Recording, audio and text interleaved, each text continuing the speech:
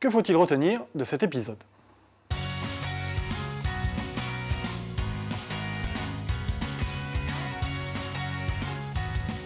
Que faut-il retenir de la factorisation par facteur commun?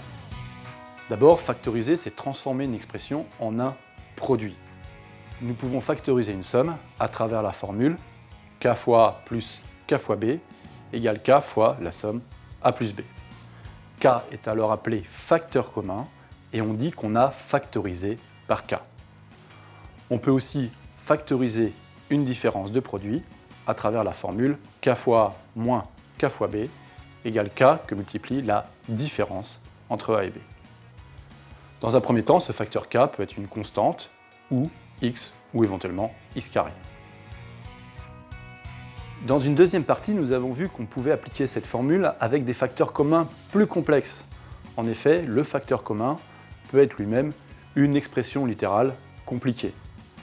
Dans ce cas, pour bien factoriser, suivez la méthode. Premièrement, vous soulignez le facteur commun.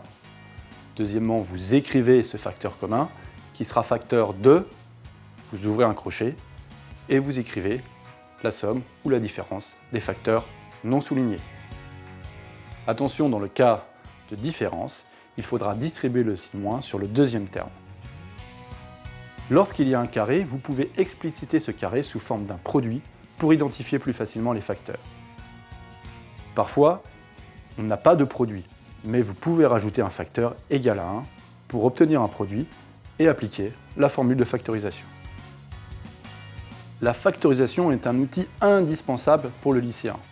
Nous venons de voir une première méthode, c'est la factorisation par facteur commun. Nous verrons bientôt une autre méthode pour factoriser d'autres expressions dans lesquelles il n'y a pas de facteur commun.